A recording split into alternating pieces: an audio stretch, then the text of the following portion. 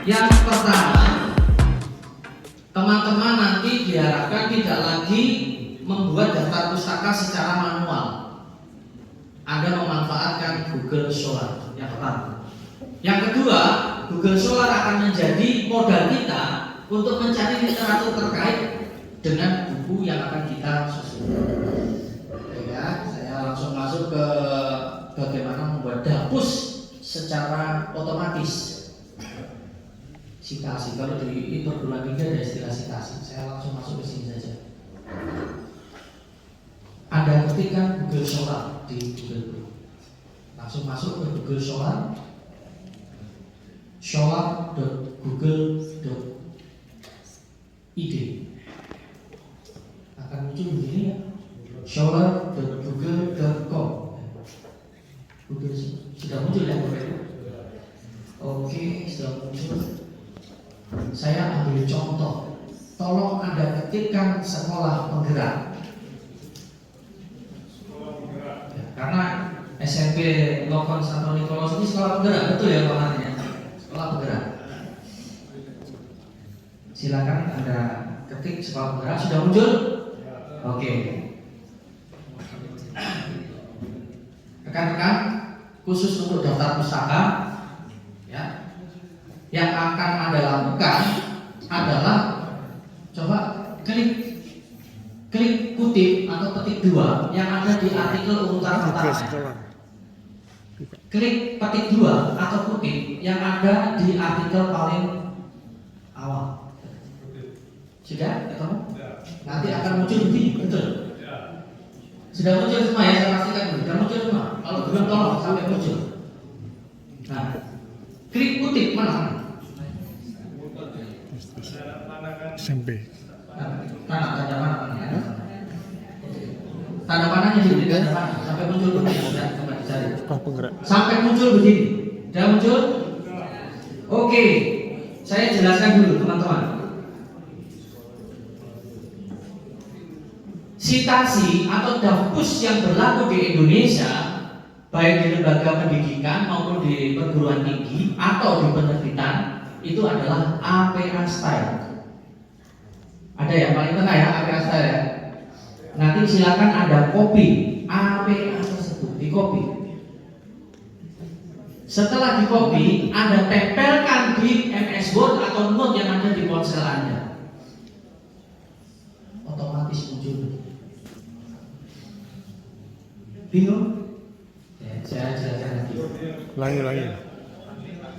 Ya, saya setelah kutip citasi atau kutipan yang berlaku di Indonesia itu APA style. APA apa?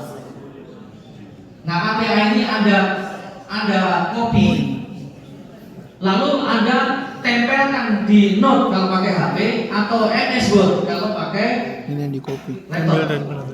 Jadi dari sini. Bisa di copy.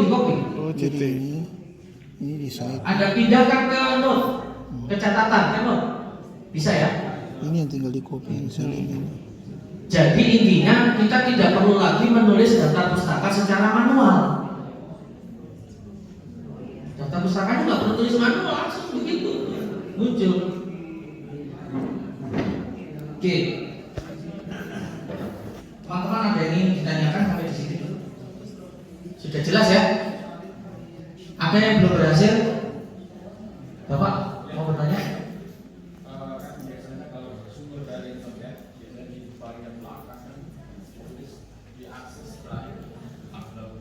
Betul. Ya.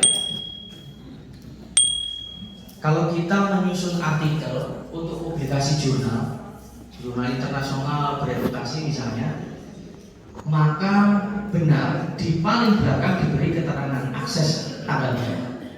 Kan tinggal nambahin Pak. Ini hanya contoh untuk menulis daftar pustaka tanpa perlu manual. Gitu ya. Kemudian teman-teman juga harus ingat, daftar pustaka itu ya, yang baku ya, yang paling deretan kedua dan ketiga itu harus menjorok. Bisa ulangi ya. Nanti kita kerjaannya cuma tinggalin aja, pindahkan menjorok ke dalam barisan kedua yang bawah. Oke. Tapi Tapi Bapak Ibu, Google Scholar ini dapat dipertanggungjawabkan. Beda halnya ketika Anda bikin buku aja sumbernya dari Kompasiana, dari blog WordPress, dari itu tidak boleh. Karena tidak bisa dipertanggungjawabkan. Anda buku aja ini saya pernah menemui naskah buku aja saya kembalikan. Saya minta kembalikan editor. Tolong kembalikan. Kenapa? Karena mengutip dari Facebook. Gak bisa.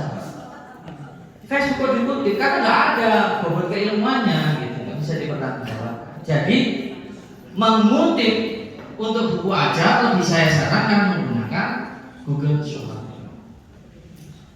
Nah, sekali lagi Bapak Ibu saya ingatkan yang lazim dipakai itu APA style. Bedanya apa Pak Eko nanti kalau sudah jadi buku? Cuma menghilangkan tanda kurung ini aja loh. Nah, itu.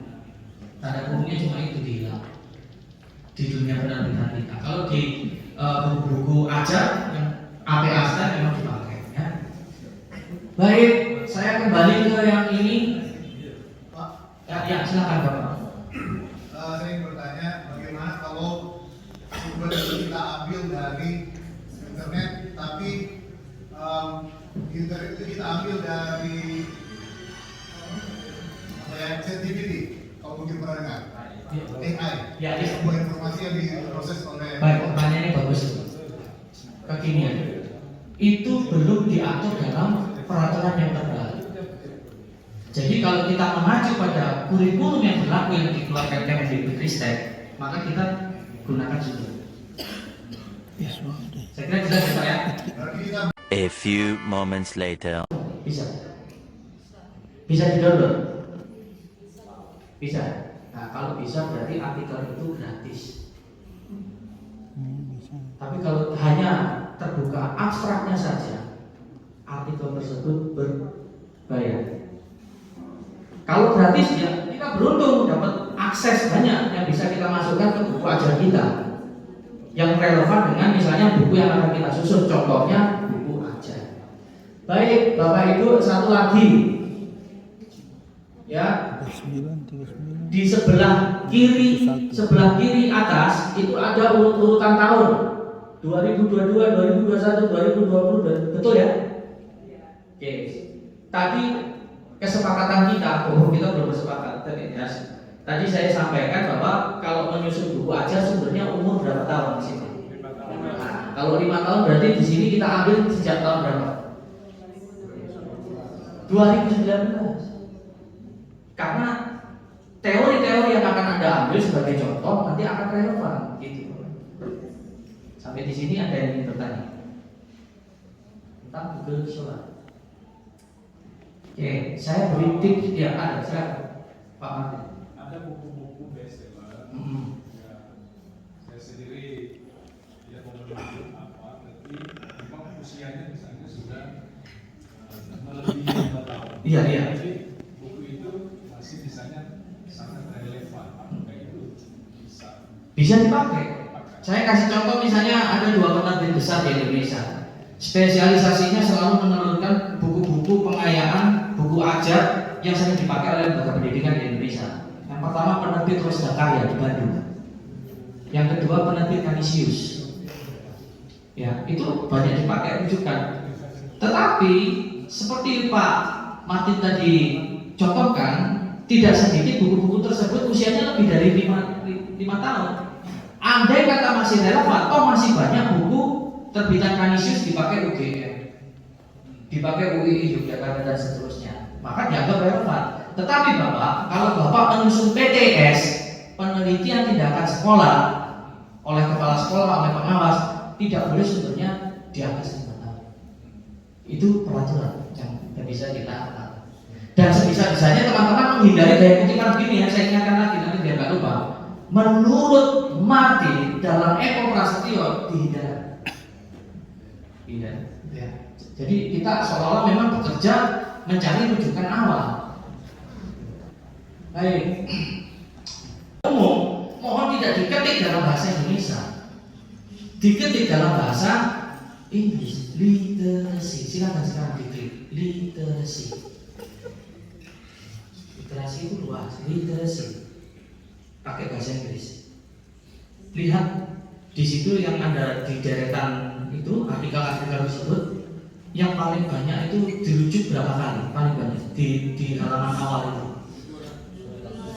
10.000. 200.000 ya, melimpah. Tapi kalau Anda bandingkan diketik dengan bahasa Indonesia, mungkin jumlahnya cuma 3.000, 7.000. Jadi jika mencari sumber rujukan, memanfaatkan Google Scholar, mohon teman-teman mengetik dalam bahasa Inggris. Saya kasih contoh lagi ya. Mungkin ada yang akan tertarik melanjutkan pendidikan di jurusan manajemen pendidikan. Anda butuh literatur untuk itu. Maka ketika memanfaatkan Google Scholar, mohon tidak diketik dalam bahasa Indonesia manajemen pendidikan. Nanti sumbernya terbatas. Diketik dalam bahasa Inggris. Education management. Sampai di sini ada yang ingin di